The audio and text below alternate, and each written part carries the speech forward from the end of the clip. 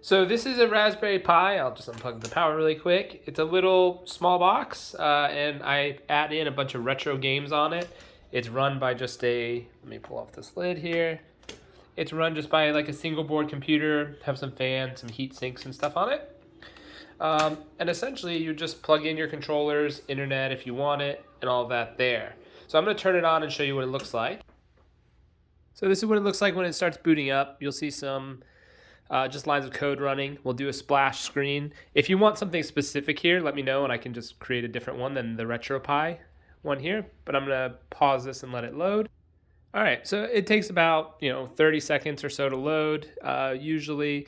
And then while that's loading in the background, this is a controller that I use with it, just a PlayStation, but they have station or system specific controllers you could buy. Online, they're just USB. I'm using a wireless one right now. So what I'm showing you here, this is what it ends up looking like. This is the home screen.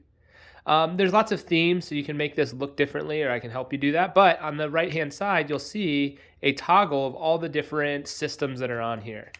So there are some admin stuff like ports and favorites and stuff we can talk about later, but there's 61 different consoles, and down at the very bottom right here you can see like on the Sinclair there's around 463 games. Some of these are like computer based, some are like the old arcade, you'll see things like the original Commodore, and Virtual Boy and things like that. So some of these are really old retro games you may or may not want to play. Texas Instruments, like the computers and stuff like that, have some of those on here. But the more popular ones would be like Super Nintendo, right? And there's 781 games.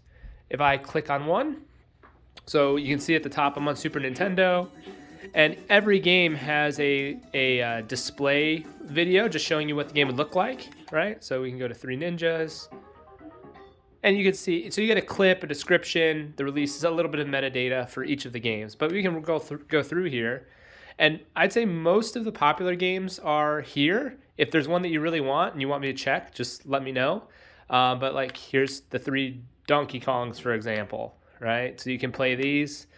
You can go through. There's lots of Marios, like in Super Mario. And there's ways to jump. Like you see, I'm kind of going a little faster now, but there's other ways to do it. You can favorite your favorite games, but tons of games for the main systems here. So you have Super Nintendo, Super Famicom. Some of these I've never played before, but they were recommended to be added. So you have the original Sega. You have PlayStation. On PlayStation, it looks like there's about 101 games. When I access that, you can go in and you can do Ape Escape. That was one of my favorites. Crash Bandicoot, Spider-Man. There's a whole bunch of... Actually, did I put Spider-Man or leave it out? Spyro. I didn't add Spider-Man to this one, but... anyways, you have lots of games, Tony Hawk, etc., and all that. And again, you still have the little display preview windows of what that looks like. PSP, some of the PC games. So then you have the original Nintendo. There's just under 900 original Nintendo games. The Nintendo DS, I never got into that, but 28 games. Nintendo 64, you have about 303 games. Again, you can drill in and say, hey, what were all the games that we have here? Right, so if there's anything specifically you want to see, just let me know and I'll record another video. But you have the original Sega, you have Sega Mega Drive, you have Sega Genesis, you have Game Boy. So like I used to love playing the Pokemon games. There's a lot here. How many games did it say? There's 536 Game Boy Color games. And you can see if I go left and right from this screen, I'm still able to go to the different games. So I can just go back and forth. I guess there's a glare there you probably can't see. So yeah, Dreamcast. There's a bunch of Dreamcast games as well.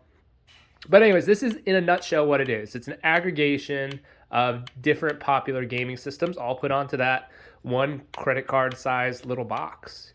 Anyways, there's more to talk about and how to use, but this is it in a nutshell.